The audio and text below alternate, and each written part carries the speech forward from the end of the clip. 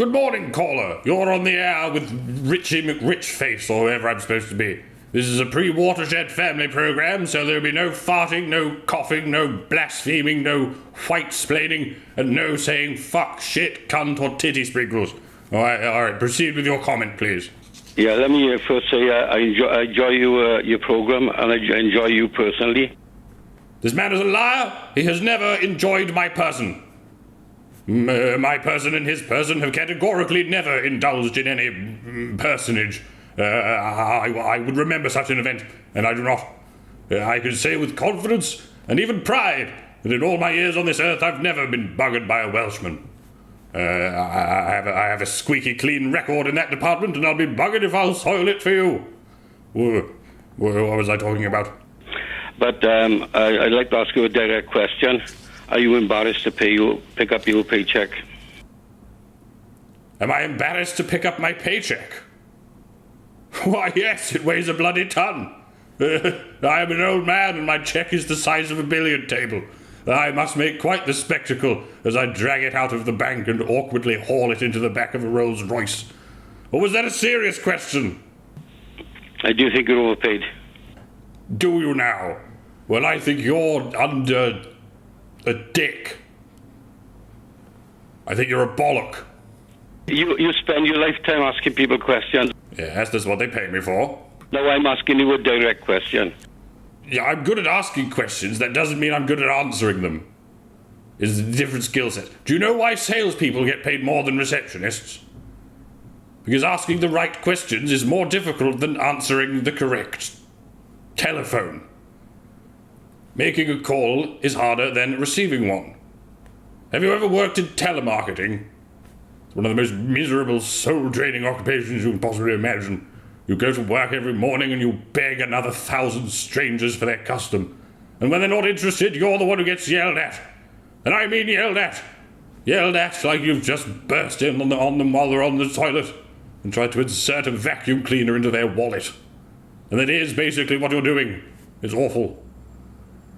But if you excel at your sales position, you might go on to a better one where you get to interact with people face to face. Yeah, and if you're very good at sales, you might even get a job as a presenter on network television, who is essentially a salesperson for an entire studio, or indeed an entire broadcasting corporation.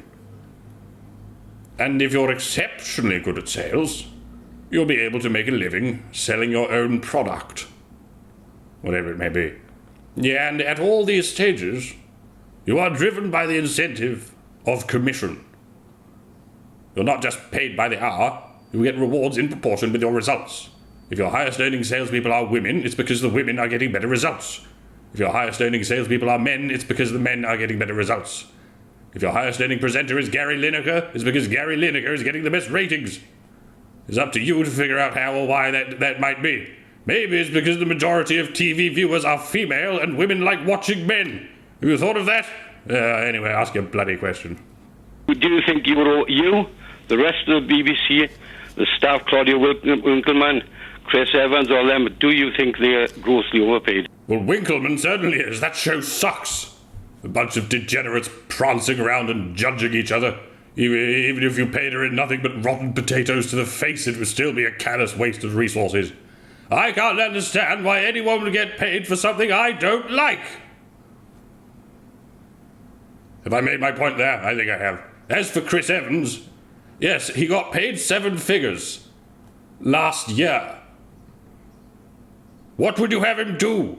Resign from Top Gear? Because he already did that after 6 bloody episodes. This happened a year ago. Do none of you remember?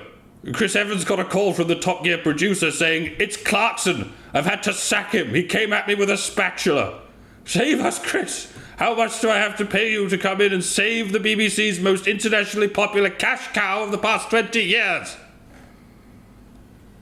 And the rest is history, as we know. Chris Evans was paid 7 figures to come and watch a beached whale suffocate to death. They tried to save it by throwing money at it, and they failed. And then you lot turn up a year later and say you shouldn't have done that. Well, thank you very bloody much, Captain Hindsight.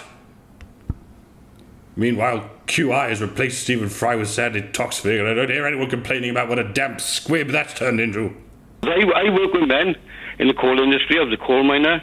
I work on construction. I've seen men buckle up through working all their life, doing hard graft, and nothing to show for it. Yet what do the women get paid? What's the wage gap in this coal mine of yours? Because of the BBC, it's only 10%, which is comfortably below the national average. Come on, what's yours? You what, mate? There aren't any women down the mines because it was made illegal ages ago by that raving misogynist Lord Shaftesbury. Well, according to the way we measure the gender wage gap, that means yours is 100%. Women in your coal mine get paid 0 pence for every pound a man earns. What do you have to say for yourself? Huh? Nothing. Yeah, I thought so. Oh shit, I accidentally debunked the wage gap again in another new way. I can't help it. It's like stepping on a snail and then continuing to insist that snails are immortal. How can you people justify the amount of money you're earning? You are listening to this program. You are currently consuming the product that I am here to sell. That means I have successfully sold it to you. And yet I have never bought so much as a stick of charcoal from your coal mine. That is how I am richer than you, sir. You use my product and I do not use yours.